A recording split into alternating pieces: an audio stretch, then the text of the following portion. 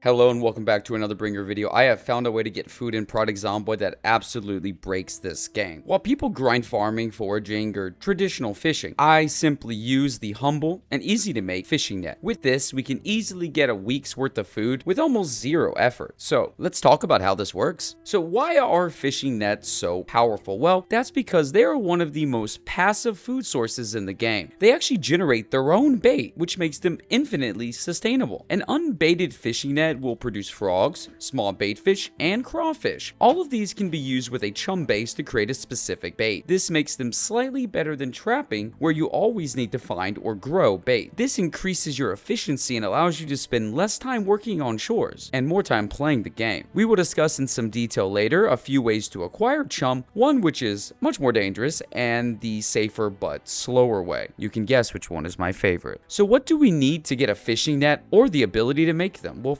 start off, if we don't have the fishing guide profession, we will need to find the magazine to learn the recipe. The wiki incorrectly states that you can create them with the angler trait, but this is easily proven false. As you can see, I have the angler trait, and it says the magazine is both unread, no recipes learned, and the crafting menu shows that I cannot make a fishing net. The wiki is often wrong, so always take it with a grain of salt and verify. The best places I have found for finding the magazines were the fishing shops, obviously, the mail rooms, which have a ton of magazines, and then a little bit of prayer, since finding a specific magazine is a very, very annoying process. We can also automatically learn how to create fishing nets at level 6 or research them from a looted fishing net at level 4. Once we know how to create these nets, we can easily make them using only 5 units of wire. And considering a full thing of wire has 10 units, that means each wire we loot, assuming it's full, which it isn't always, is 2 fishing nets. One little tip I will note is that this does work with Inventive, which lowers all level requirements by 1. So how do we use these traps?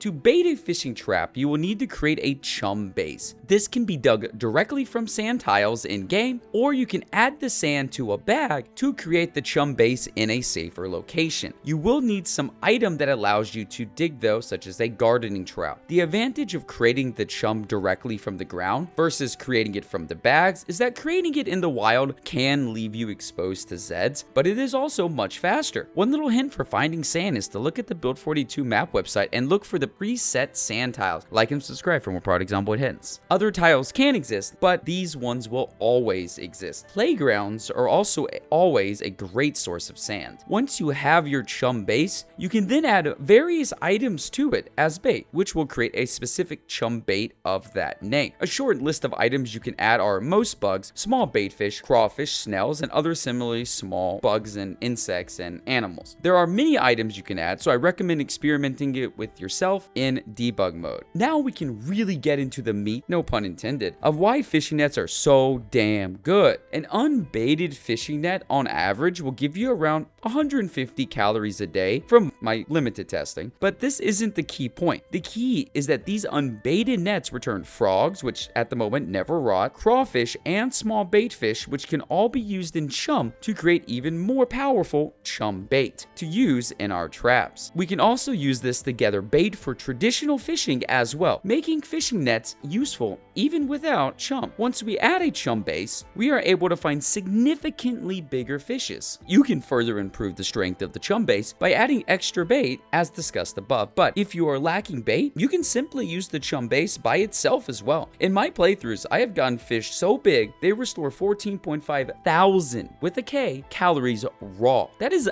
legitimately a week's worth of food from a single fishing net in a single day. Fishing nets are extremely broken. That much is very true. And they have been broken for a very long time. So this could be an intended feature, honestly. Now, fishing nets can break and it can be a very annoying situation. So how can we prevent this? Well, while the wire to create nets is very easy to get from disassembling broken nets, looting, or I guess rarely found during foraging, the value of just not breaking nets shouldn't be ignored. If you want to avoid breaking nets, you should try to check them within 15 hours purpose of placing this. Since fishing nets break in a predictable manner, after 15 hours, there is a 20% chance of a broken net. So if you're ever in doubt, just always check them every 12 to 15 hours and it'll be easy going. This can be much more difficult in multiplayer though, since time passes while you are offline. So do keep that in mind. But if you do happen to get a broken net or fish one up, you can dismantle them to reclaim some wire at level 7 or 6 with Inventive. You can also research this at level 5 from wire itself. This makes fishing nets renewable as well, since we can always just fish for more broken nets. One quick tip is that if you forget how long your traps have been out, you can always just pick them up using remove trap to avoid breaking them, but you will sacrifice the loot inside. So to wrap everything up, fishing nets are an incredibly efficient way to get food in both the early game and the late game. And while sand can eventually become a bit of a problem, even the base fishing nets supply some good food, definitely some good supplemental food. So as long as you can get wire relatively easily, then I recommend trying these out in your next run, hopefully before they are 100%